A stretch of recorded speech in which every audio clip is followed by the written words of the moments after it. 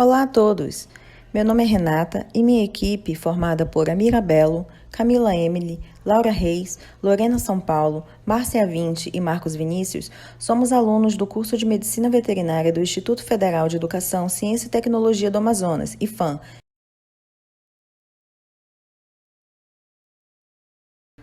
E hoje em nosso vídeo, vamos falar um pouco a respeito dos equídeos, que são mamíferos da família Equidae e gênero Equus, que incluem os cavalos, os jumentos e as zebras. Os produtos dos cruzamentos entre essas espécies são híbridos inférteis. O mais comum é o descendente do cruzamento entre o jumento e a égua, denominado burro, quando macho, e mula, quando fêmea. O cruzamento entre o cavalo e a jumenta dá origem ao bardoto. E também pode ocorrer o cruzamento entre a zebra e o cavalo, dando origem ao zebróide.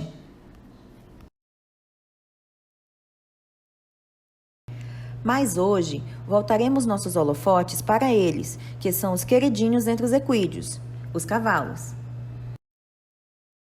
Mas antes de conhecermos esse animal incrível como ele é hoje, vamos acompanhar uma breve história sobre a sua origem. Vamos lá? Os equinos atuais descendem de animais que habitavam a Terra há aproximadamente 50 milhões de anos, no período geológico conhecido como Eoceno. Esses mamíferos, pouco parecidos com o cavalo atual, possuíam cerca de 45 centímetros de comprimento e 30 centímetros de altura, tamanho de uma raposa. Dorso ligeiramente arqueado e apoiava-se sobre 4 dedos nos membros anteriores e posteriores. O maior número de dedos capacitava os animais a correrem de maneira segura e eficiente nos campos, buscando alimento ou escapando de predadores, saltando e escondendo-se entre os arbustos. Possuía dentes com estruturas simples, mais apropriados ao consumo de folhas tenras, brotos e porções carnosas das plantas.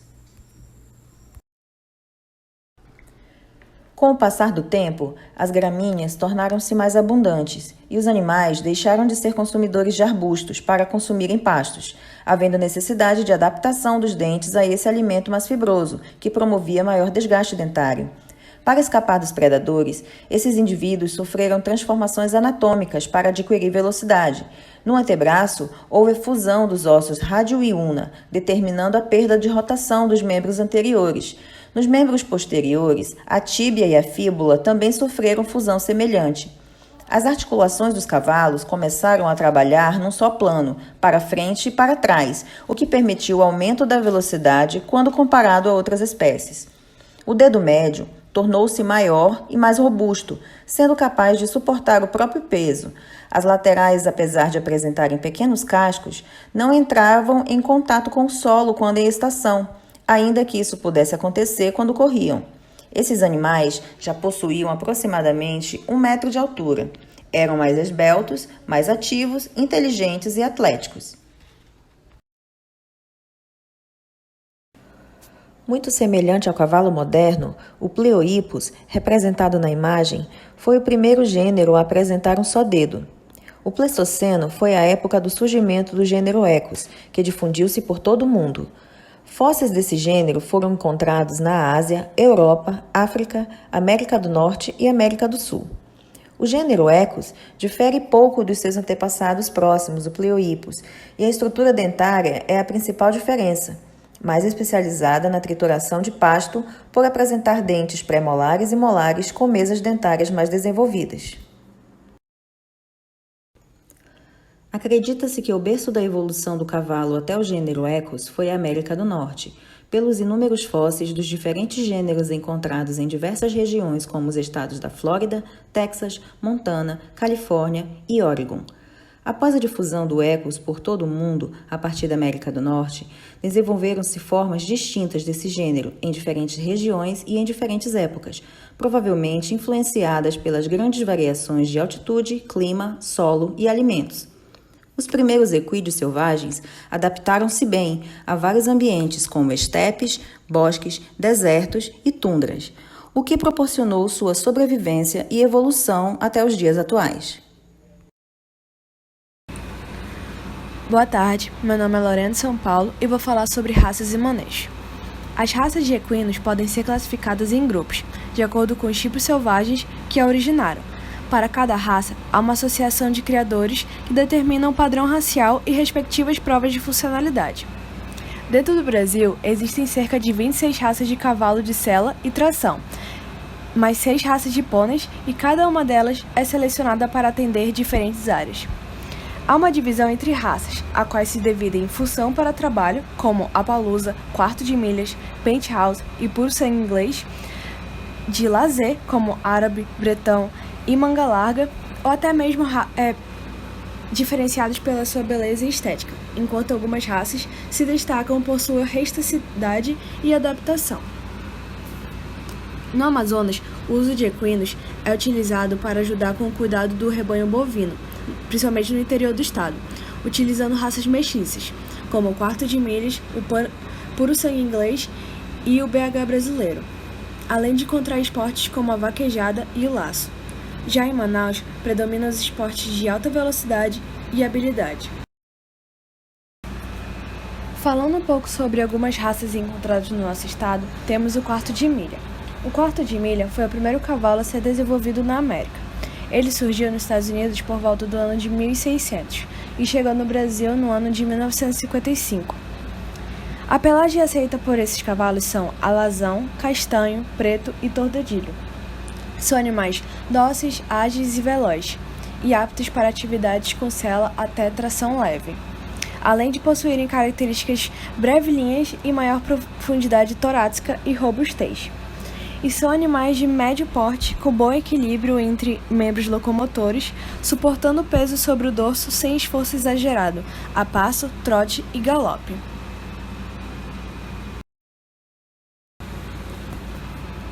São animais comuns em provas de laço comprido, corridas curtas, 3 tambores e vaquejadas.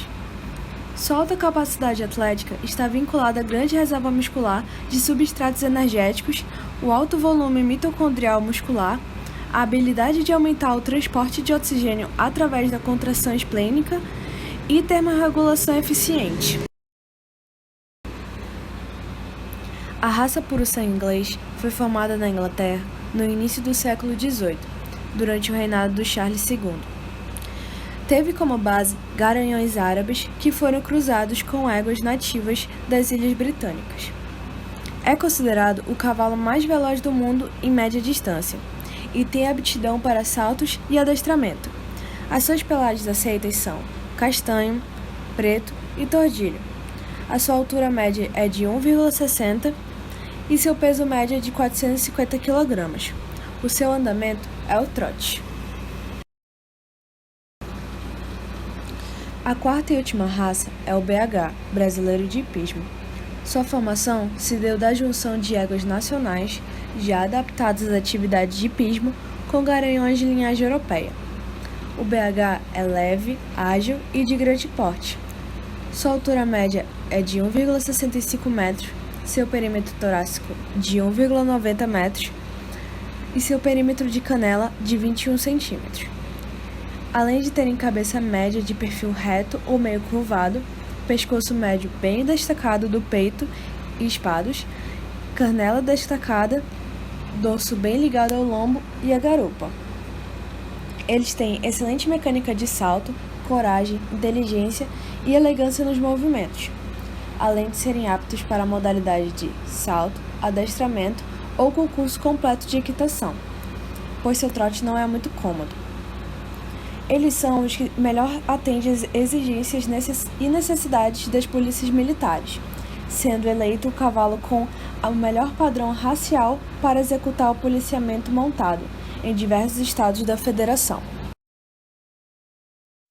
Então, falando sobre as pelagens, elas possuem características distintas e suas variedades para cada tipo. São classificadas conforme a tonalidade do pelo do corpo e da crina. Sua classificação é em pelagem simples e uniforme com crina, cauda e extremidades pretas, além de compostas e conjugadas. Em pelagem simples e uniforme, destacamos a alazã e a preta. A alazã é caracterizada por pelos da cabeça, pescoço, tronco, membros, crina e cauda de coloração avermelhada, que pode variar do escuro ao amarelado. Crina ou cauda podem ser de tonalidade mais clara. A pelagem preta é caracterizada por pelos da cabeça, pescoço, tronco, membros, crina e cauda de coloração toda preta. A pelagem simples e uniforme com extremidades pretas, destacamos a castanho e a baia. A castanha apresenta pelos vermelhos na cabeça, pescoço e tronco, lembrando a cor de castanha madura, com crina, cauda e extremidades pretas. Já na baia, os pelos são amarelos, que variam do claro ao bronzeado na cabeça, pescoço e tronco, com crina, cauda e extremidades pretas. Na pelagem composta, há a pelagem tordilha, rosilha, lobuna e ruão. A tordilha é uma interpolação de pelos brancos em todo o corpo do animal. Já a rosilha é caracterizada pela interpolação de pelos brancos nas diversas pelagens. São menos evidenciadas na cabeça, e os potros já nascem rosilhos, mas raramente podem apresentar pelagens uniformes ao nascimento. A interpolação de pelos brancos acontecerá mais tarde. Podem ser classificadas como claras aquelas que apresentam predominância de pelos brancos do pescoço e tronco, ou escuras, as que possuem predominância de pelos na pelagem de origem. Por fim, na pelagem conjugada, há a pampa, a persa e a palusa. A pampa é chamada também de tobiana, que é a conjugação de malhas brancas despigmentadas, bem delimitadas e em qualquer outra pelagem. A designação pampa procede o nome da pelagem de fundo se a proporção de malhas brancas for maior, ou deve vir depois do nome da pelagem de fundo se as malhas brancas estiverem em menor proporção. Já na pelagem apalusa, ela é caracterizada pelas malhas brancas pigmentadas na garupa, que podem se estender ao longo do lombo, dorso, senelha e costado. Devemos mencionar que separamos esses tipos de pelagem, mas que cada pelagem possui uma enorme variedade. Então, para falarmos sobre o sistema digestivo dos equinos, devemos lembrar que estes animais são herbívoros não ruminantes. Dessa forma, absorvem todos os nutrientes a partir de vegetais, de forma lenta e constante. Em vista disto, o sistema digestivo dos equinos é adaptado anatofisiologicamente para suas exigências nutricionais, importante para a ingestão, mastigação e a redução do alimento ingerido para melhor absorção. Os equinos são classificados como monogástricos, pois possuem apenas um estômago simples, com função principalmente enzimática. As estruturas que compõem o sistema digestório dos equinos são cavidade oral, faringe, esôfago, estômago, intestino delgado e intestino grosso, além das glândulas salivares, fígado e pâncreas. Aqui nessa imagem representativa, nós conseguimos identificar o esôfago, o estômago, o intestino delgado com suas porções do duodeno, jejunum, e mais embaixo, não dá para ver identificado, nós temos o íleo. Então, nessa imagem que completa a anterior, nós podemos identificar a porção final do intestino delgado, que é o íleo, o intestino grosso, com o seco, o cólon e o reto. Tem também identificado nessas imagens outras regiões, que a gente vai comentar mais adiante. A digestão inicia-se na cavidade oral, que tem as principais funções de apreensão, mastigação, lubrificação dos alimentos e digestão química. Seus principais componentes são dentes, língua e glândulas salivares. A apreensão do alimento é feita com o auxílio dos dentes incisivos e da língua. A mastigação é unilateral, por isso é possível observar nitidamente os movimentos laterais da mandíbula, na qual o alimento é triturado entre os dentes premolares e molares repetidas vezes para que posteriormente esse alimento seja absorvido corretamente. Além dos dentes e da língua, as glândulas salivares auxiliam no processo de deglutição do alimento, a partir do umedecimento e lubrificação, sendo nos equinos bem desenvolvidas. Em média, é interessante dizer que os equinos produzem cerca de 38 litros de saliva, e esta possui o pH mais alcalino e com muita ptialina. A salivação ajuda a controlar o efeito ácido quando o alimento chega ao estômago, que é uma função chamada de tamponante.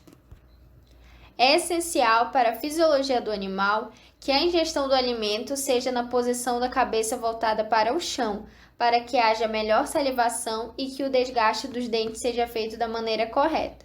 Nas imagens, nós podemos identificar cada dentária do equino com os seus dentes incisivos, dentes caninos, premolares e molares. Na imagem seguinte, nós temos podemos visualizar as glândulas parótida, sublingual e mandibular, além de outras glândulas. E na terceira imagem, nós podemos identificar um equino mostrando sua língua. Após passar pela cavidade oral, o alimento segue pela faringe, que é uma cavidade comum através da qual passam o ar e o material ingerido. A faringe conecta a cavidade oral ao esôfago e a cavidade nasal à laringe. Após a faringe, nós temos o esôfago, que é um tubo muscular que conecta a faringe ao estômago. O alimento é rapidamente encaminhado para o estômago com auxílio de movimentos peristálticos. O esôfago entra no estômago em sentido oblíquo pelo esfíncter da cárdia. Seu lúmen se estreita na cavidade torácica e no hiato esofágico do diafragma. E esses fatores deixam essa espécie predisposta a engasgar-se e impede a regurgitação. Após o esôfago, há o estômago, que é um órgão simples com capacidade média de 8 a 15 litros, o que corresponde a cerca de 8 a 12% da capacidade de todo o sistema digestório. Ou seja, é pequena a capacidade volumétrica se comparada ao tamanho do animal. A mucosa glandular é responsável pela produção de pepsinogênio pelas células principais, produção de ácido clorídrico pelas células parietais e também produção de muco pelas células mucosas. Localiza-se em posição caudal e à esquerda do diafragma, dividindo-se anatomicamente em fundo, corpo e antro. O fundo gástrico se prolonga para formar o saco cego, sendo essa região aglandular. O corpo e o antro possuem região glandular. O esfíncter da cárdia é particularmente bem desenvolvido e acredita-se que por esse fato, juntamente com a entrada oblíqua do esôfago, que o equino não consegue vomitar. Nas imagens abaixo, nós podemos identificar o saco cego, que faz parte do fundo. Podemos identificar também o corpo e o antro. Dando continuidade ao intestino delgado, que é relativamente longo no cavalo e mede cerca de 20 a 25 metros, o que corresponde a 30% da extensão do sistema gastrointestinal. Possui alta motilidade a partir dos movimentos peristálticos lentos e rápidos, que auxiliam na absorção dos nutrientes a partir da digestão enzimática e encaminham o que não foi aproveitado para o intestino grosso. O intestino delgado divide-se em duodeno, jejuno e íleo e recebe constantemente bile, pois não possui vesícula biliar. O intestino grosso é muito desenvolvido e seu volume representa cerca de 60% do volume total do sistema gastrointestinal. Divide-se em seco, cólon e reto. O seco é a primeira parte do intestino grosso, apresentando-se como um tubo cego. O cólon é dividido em cólon ascendente, transverso e descendente. No intestino grosso, a motilidade é lenta, diferente do estômago e do intestino delgado, podendo o alimento ficar cerca de 24 a 48 horas sendo digeridos por micro-organismos que vivem em simbiose com o cavalo. A ação dos micro-organismos no seco e no cólon é imprescindível para a sobrevivência dessa espécie, pois possibilita a ação de micro-organismos que realizam a digestão da parede celular das células vegetais. Os principais produtos da fermentação microbiana são ácidos graxos voláteis. Uma característica do colo menor descendente é a presença de tênias e saculações, que dão o formato característico das fezes dos equinos, como vocês podem ver no slide a seguir. Aqui nessa imagem nós podemos identificar novamente o intestino delgado, as porções do intestino grosso e em evidência nós podemos identificar o cólon descendente, que dá o formato característico das fezes do equino.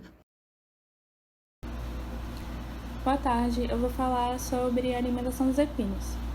O capim é muito importante para a alimentação desses animais devido à quantidade de fibras que o organismo desse espécime necessita. As espécies de capim que podem ser oferecidas são diversas, mas existe sim um tipo de capim que é tóxico, que é o leucena. Estudos comprovaram que o leucena diminui os níveis de hormônio da tireoide, o que é extremamente prejudicial para esses animais. Embora muitos tratadores não saibam o tipo de capim que eles estão disponibilizando. Em épocas de estiagem, geralmente os tratadores disponibilizam feno, que nada mais é do que capim desidratado, e apesar do feno perder parte da sua água e dos nutrientes que tem no capim, ele mantém o teor da fibra, que é uma das coisas mais importantes na criação dos equinos. Mas não se pode dar capim à vontade, porque tudo em excesso faz mal, e fibra em quantidades muito elevadas podem causar bolos de capim no intestino e obstruir uma alça intestinal, e resultar em cólica. O menos pior dos casos seria a motilidade intestinal desses animais.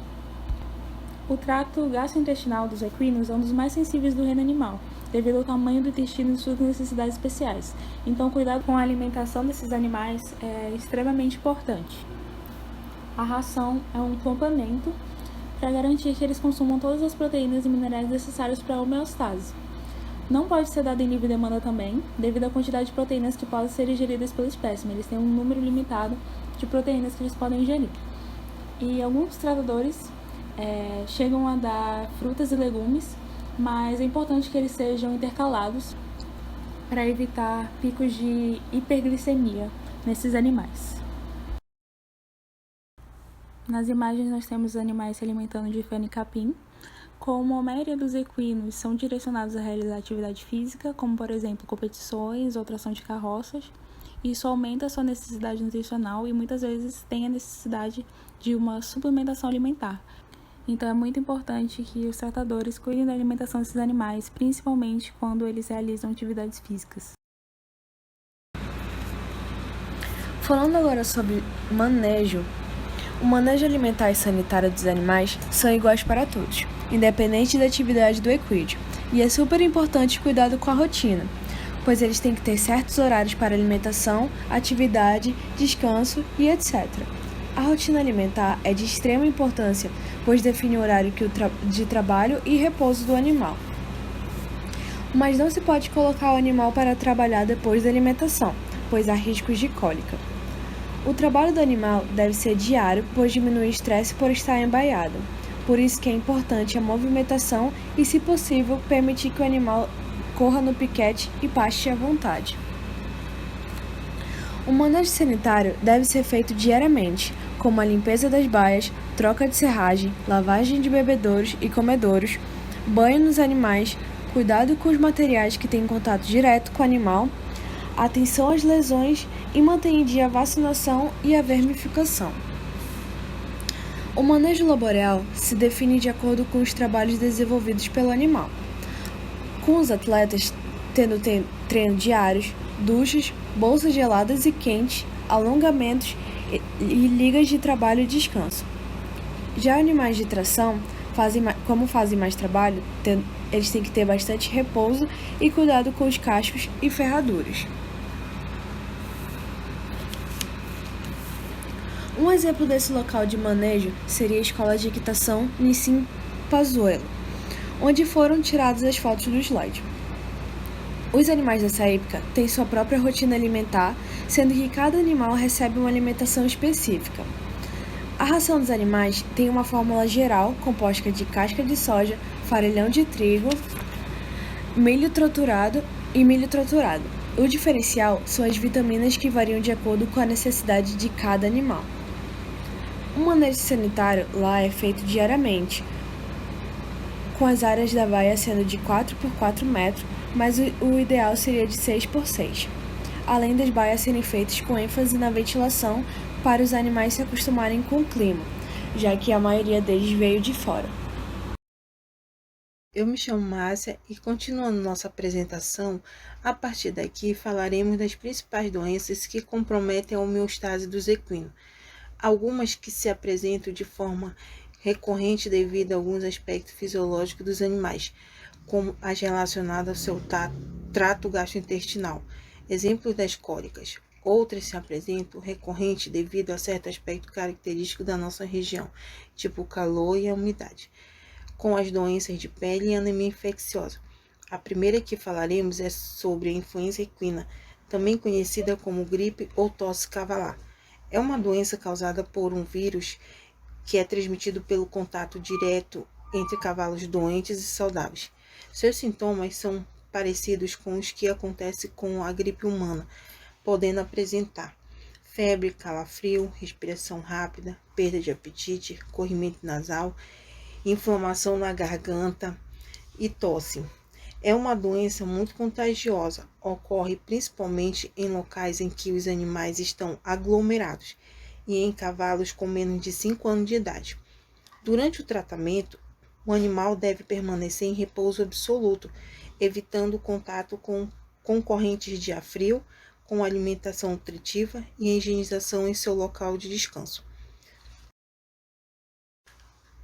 Anemia infecciosa em equinos, também conhecida como febre dos pântanos, acontece por transmissão de vírus realizadas por mosquitos, mutucas e varejeiras. Esses pequenos insetos, ao se alimentarem de sangue de cavalos doentes, carregam o vírus da anemia infecciosa e, ao atacar animais sadios, a doença é transmitida. Essa doença pode atacar cavalos de qualquer raça, sexo e idade e acontece principalmente em ambientes úmidos, em regiões florestais, como a de nossa região, ou em terrenos mal drenados. Seus principais sintomas são febre, respiração rápida, cabeça baixa, perda de peso, dificuldade de locomoção. Encefalite equina, também conhecida como doença de Algesk, falsa raiva, peste de cegar. A encefalite equina ocorre por transmissão de vírus por morcegos, carrapato e entre outros animais que podem se alimentar do sangue dos cavalos. Além disso, o contágio é realizado quando a transmissão ocorre nas fossas nasais e vias digestivas. O vírus dessa doença infecta o sistema nervoso central dos cavalos, o que pode causar diversas perturbações como dificuldade de locomoção, febre, sonolência, quedas frequentes, emagrecimento rápido, dificuldade de visão, pálpebras caídas, hipersensibilidade ao tato e ao ruído. Os cavalos doentes possuem o vírus no sangue, vísceras e medulas ósseas. Para garantir melhor eficiência no tratamento da encefalite equina, os cavalos doentes devem ser retirados de suas atividades de rotina e colocados em lugares escuros sob condições higiênicas e garantindo um ambiente tranquilo. Doenças de pele em cavalos. Os equinos são animais que estão propensos a adquirir diversas doenças de pele, que podem ocorrer por muitos motivos, como infecção de bactérias, fungos, alergias de produtos químicos, inseticidas, picadas de insetos, entre outros. O reconhecimento dessas doenças de pele poderá facilitar e auxiliar no tratamento por parte do veterinário. Falaremos aqui, então, de alguns exemplos de doenças de pele em cavalos. Astemia dérmica regional hereditária é uma anomalia genética que afeta cavalos de raças como o quarto de milha, devido à sua pele frágil e sensível. Seus principais sintomas são coceiras e ferimentos no dorso, membro e pescoço. Inchaços cancerosos são resultado de infecções e má cicatrização de ferimentos. Lesões cancerosas ocorrem principalmente em cavalos com a pelagem clara, o que não garante proteção à exposição solar, assim como os demais casos de câncer. Essas lesões podem se espalhar pelo corpo do animal. Dermatofilose é uma doença causada por bactérias e tem como sintomas erupções crostosas e escamosas em diversas partes do corpo do animal.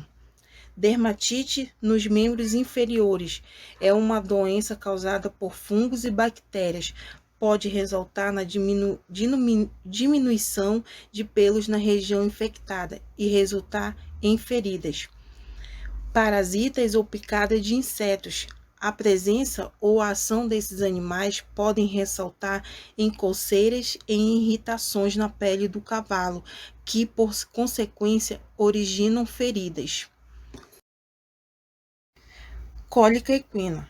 As cólicas equinas são resultado de doenças que podem ocorrer em diversos órgãos do cavalo e são classificadas em cólicas equinas verdadeiras e cólicas equinas falsas, de acordo com os sintomas. As cólicas equinas verdadeiras são causadas por doenças no estômago e intestino. Essas doenças resultam em defecações anormais e são dolorosas aos animais. As cólicas equinas falsas são doenças que afetam outros órgãos internos, como o baço, rins e entre outros. Para um tratamento da cólica equina, o cavalo doente deve ser mantido em um ambiente sem fornecimento de alimento. Dando continuidade à apresentação, aqui quem fala é Marcos Vinícius. Fator social e econômico. Nosso país foi desenvolvido graças à força do boi, cavalo e jumento. Foram introduzidos no Brasil com o objetivo da utilização de sua força para a facilitação das atividades agropecuárias, transporte de mercadorias e pessoas. Eles merecem o devido reconhecimento. Graças a eles, houve uma potencialização no progresso, transportando mercadorias e pessoas de um lado ao outro do país. A população campeira em geral possui um grande amor aos equinos, asininos e moares, por estarem diariamente com estes animais na lida, tornando-se verdadeiros amigos, enfrentando chuva e sol juntos.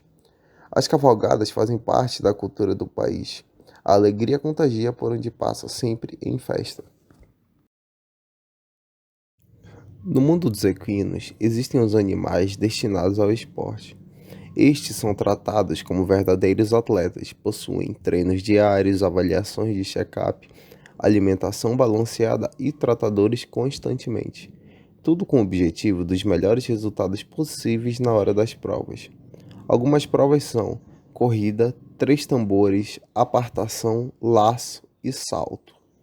Algumas raças possuem maior filia aos esportes que outras, como quarto de milha, puro sangue inglês e cavalo árabe. Os recordes de valores pagos por animais em leilões, em alguns casos, chegam a ser de milhões de dólares, tornando alguns exemplares vistos como celebridades no seu meio. O cavalo mais caro leiloado em todo o mundo chama-se Fusaiche Pegasus. Custou 70 milhões de dólares. Em valores atuais, 394 milhões e 100 mil reais. Ganhou esta visibilidade ao ganhar a maior corrida de cavalos do mundo, tornando esse recorde inquebrável por muitos anos. Já no Brasil, o recorde de animal mais caro já vendido em um leilão foi do Lúcido da Figueira, um cavalo da raça Manga Larga Machador, que foi leiloado por 5 milhões de reais por seus vários títulos por padrão racial. As competições com equinos sempre fizeram parte da cultura do país. Recentemente, houveram maiores incentivos privados na vaquejada, fazendo com que aumentassem os olhos para este esporte que faz parte da cultura do norte e nordeste brasileiro. Animais começaram a se destacar e, com isso, o melhoramento genético com este objetivo começou a aumentar, tanto que recentemente possuem animais destinados à vaquejada que valem milhões de reais.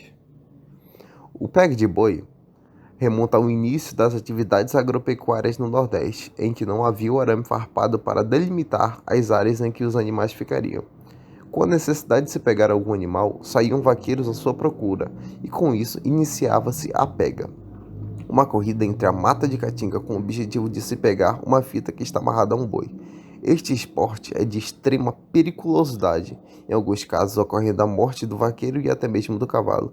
Este esporte é genuinamente brasileiro e faz parte da cultura brasileira. Boa tarde, meu nome é Laura e eu vou falar sobre equinos e conservação na região norte. Em Belém do Pará, na região da Ilha de Marajó, nós temos duas raças. A primeira é Marajoara, que é uma raça extremamente importante para as atividades socioeconômicas da região por causa das suas características. Eles possuem grande resistência às adversidades do meio, rusticidade, velocidade e versatilidade dos ambientes diversificados. Não são todas as raças que têm essas características, não são todas que conseguem lidar com o clima da região, não são todas que têm a resistência necessária para as atividades que realizam nessa região específica, enfim, são vários fatores. Em 1979, foi fundada a Associação Brasileira de Criadores de Cavalos da raça Marajoara, e hoje em dia eles estão em conservação no Bagã, Banco de Germoplasma Animal da Amazônia Oriental. A segunda é o mini cavalo puruca, que é o único mini cavalo do Brasil, embora às vezes erroneamente ele seja reconhecido como pônei, mas não é o único mini cavalo do Brasil. Também está em conservação no Bagã e também possui uma associação de criadores, a Associação Brasileira dos Criadores da Raça Puruca, que defende que a raça possui inúmeras características morfológicas que a tornam um grupo diferenciado. Apesar de todas as características positivas, ambas as raças vêm sofrendo, ao longo do tempo, um processo de descaracterização pelos cruzamentos desordenados com as raças mais modernas, ou seja, as raças com a composição genética original sofrem risco de extinção sim, e hoje em dia é muito difícil encontrar rebanhos puros, digamos assim. E esse fato só será revertido com trabalhos sérios de melhoramento genético e estudos de biologia e funcionalidade. Aqui nas imagens, em cima nós temos o cavalo Marajoara e embaixo nós temos 3 mini cavalos puruca. Hoje em dia se sabe, já fizeram estudos, que os mini cavalos puruca são uma variação genética dos cavalos Marajoara e eles se diferenciam por seu tamanho, além de outras características, mas a principal é o tamanho. Em Roraima, na região de Almajari, nós temos os cavalos selvagens, também conhecidos como lavradeiros, e eles vivem livres, sem nenhum contato com seres humanos. Eles são animais extremamente ariscos, andam em bandos e eles apresentam mais força e resistência em comparação aos cavalos domesticados. Como eles vivem em ambientes hostis e com pouca oferta de alimento, apenas os cavalos mais resistentes e mais fortes conseguem sobreviver. Eles são tão resistentes que eles não apresentam sintomas para a doença conhecida como Aedes equina, que mata vários animais, e até o momento não há uma explicação científica para isso, não tem um estudo, mas se sabe que vários animais testam soro positivo e eles agem normalmente, como se eles não tivessem a doença, não apresentam nenhum sintoma. Hoje em dia tem cerca de 200 espécies, 200 animais nessa região, mas já tiveram milhares. E tem vários fatores para a diminuição dessas espécies na região. A principal é que, para desocupar a área para o plantio de soja ou arroz, por exemplo, os fazendeiros eles estariam caçando e matando os cavalos selvagens. Como eu disse, eles são animais muito ariscos, então é bem difícil de capturar eles para se levar para outro lugar, por exemplo. Então muitos fazendeiros acabavam matando mesmo esses animais. E os pesquisadores, para reverter a situação, eles sugerem a criação de uma associação, assim como foi feito com o cavalo marajoara e o mini cavalo poruruca, uma associação de criadores, além de reconhecer os lavradeiros como raça pelo Ministério da Agricultura, porque eles não são reconhecidos. Então, só para deixar claro, os núcleos de conservação oficiais da região norte, os únicos núcleos são o de Belém do Pará, na Ilha de Marajó. De Roraima seria um núcleo não oficial, porque os lavradeiros não são nem reconhecidos como raça. Aqui nas imagens nós temos os lavradeiros, como eu disse, eles andam em bando, e é muito comum essas brigas entre os machos do grupo para determinar quem vai ter a liderança. Geralmente tem mais fêmeas do que machos, e esses machos eles brigam entre si para saber quem vai liderar. Através da história, o cavalo deixou sua marca registrada de um animal selvagem, um verdadeiro símbolo de liberdade, utilizado pelo homem primitivo como fonte de alimento. Após sua domesticação, passou a ser figura central nas atividades relacionadas às artes, poesia, cultura, lazer e esporte. Antes do desenvolvimento de armas de fogo, o cavalo foi de importância crucial para a guerra, e antes da invenção do motor a vapor, ele era a forma mais rápida e confiável de transporte em terra. Portanto, esses animais têm importância tanto sociocultural como econômica, pois se prestam ao desenvolvimento de trabalho de tração, dentre outros. Além do mais, são muito sociáveis, estabelecendo vínculos com outros animais e também com o ser humano, o que demonstra que esse poderoso animal ainda estará presente no cotidiano do homem por muito tempo.